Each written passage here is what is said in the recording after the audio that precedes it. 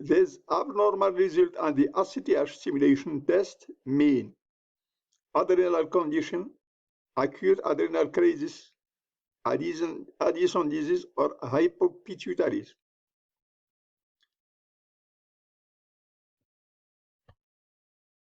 Addison disease, asthenia, anorexia, hypotension, hypoglycemia, digestive disturbance, and depression.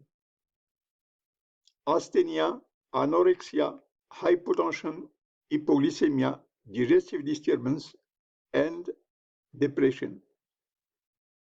There is no skin symptom in hypopituitarism.